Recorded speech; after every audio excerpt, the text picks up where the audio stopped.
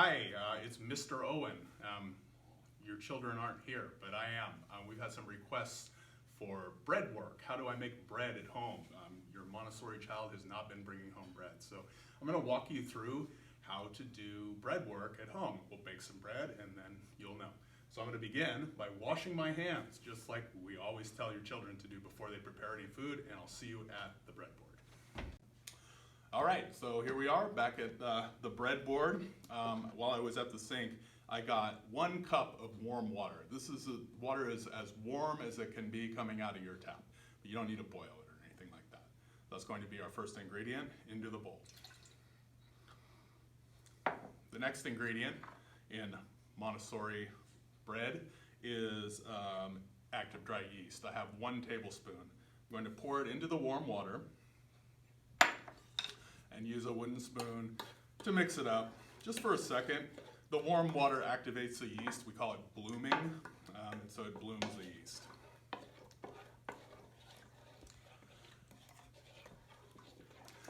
The next ingredient that we're going to add is your choice. We have a 1/4 cup of olive oil or a 1/4 cup of maple syrup. It doesn't really matter which one goes in first. I usually ask the child who's making bread which one he or she would like to put in first. Today we'll just do olive oil. So 1/4 cup of extra virgin olive oil. If you have not extra virgin olive oil or canola oil, that will work too. I just like the flavor of the extra virgin, and that's what we use here at school. Then I'll add the 1/4 cup of maple syrup. If you don't have maple syrup, you can use honey. Honey works pretty well. You can use molasses, although you will get a darker bread. The point of adding the sweet item is that the yeast is going to eat that and produce carbon dioxide, which is going to make your bread rise. So the yeast will eat the sugar and the flour, but we're kind of giving it a kickstart here. The next ingredient is salt. I have regular table salt. I have a 1/2 teaspoon. Okay, so I'm going to add all-purpose flour. I have 3 cups. At school, we offer the child a scoop because it's much easier to scoop this in than just pour in 1 big drop and then it all goes everywhere. So we can scoop the flour into the bowl. And remember, your child will be familiar with all of this anyway, so they can probably walk you through this. The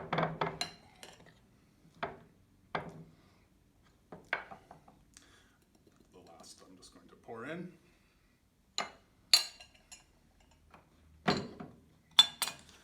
Back to the wooden spoon. I'm going to mix this just until it comes together into a loose dough.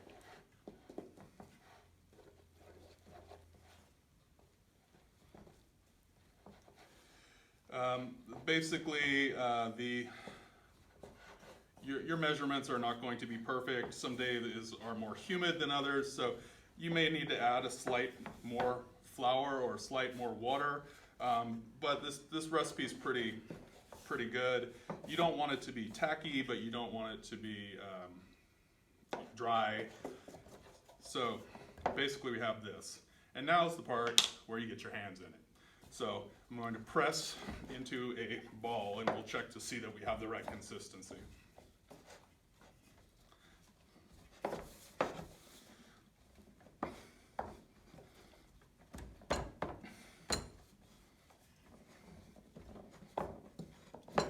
Yeah, so this is what I'm looking for. It doesn't stick to my hands, but it doesn't crumble and fall apart. So these measurements are pretty good. That's going to work just fine. I'm going to clear my work area here for a moment so we can knead.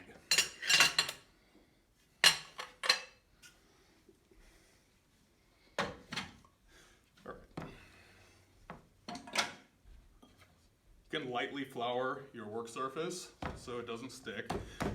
When you knead bread, this is the real work of bread making. You are developing gluten. These are the protein strands in flour. The more you knead, the better. Kneading makes a chewy bread. Not kneading it at all makes a very crumbly, like fall apart, you can't slice it kind of loaf. So this is the real work, and the kids like kneading. So this is usually my method. I have a ball, I fold it, I turn it, and push. Fold, turn, push.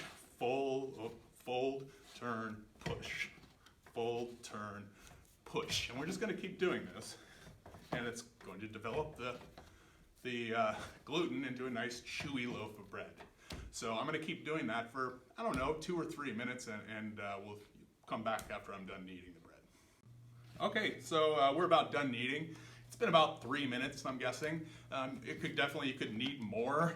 You can knead less if you don't mind a crumbly piece of bread. What you're looking for is an elasticity in the dough. So when you pull it apart, it doesn't just immediately rip. You get a little bit of a stretch.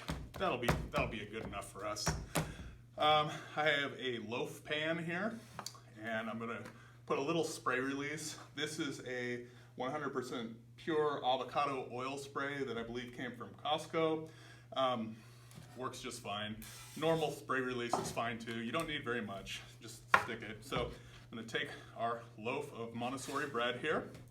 I'm gonna place it down in the pan and just kind of flatten it, punch it down into all the corners. Now, our bread needs to rise. So I'm going to find a nice warm place in our environment here. Just room temperature is fine. You don't need to put it above a heater or anything like that. Just a nice warm place, and we're gonna check back in about 2 hours, and it will have risen quite a bit, and then it should be ready to bake. So see you then. Hi, we're back. So our bread has been rising for 2 hours, and as you can see, it's come up quite a bit. It'll continue to rise a little longer if we were to let it go a little longer, but I mean, this is a pretty decent rise, and it's not going to get a whole lot bigger than this. So all I'm going to do is take my bread, place it into this toaster oven, labeled adult use only. This is not a child part of this recipe, and I am going to bake it at 350 degrees for 30 minutes, and then it will be done, and I'll show you what it looks like then. All right, so it's been just 30 minutes.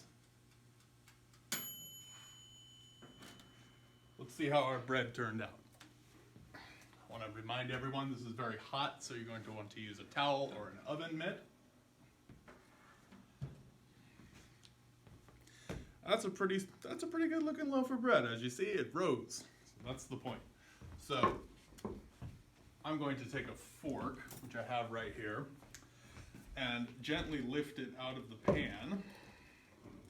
You don't want to let it cool in the pan, or it'll stay too moist. So the way I usually like to do it is to just cool it on the pan as such, or if you have a cooling rack available, that will work just fine.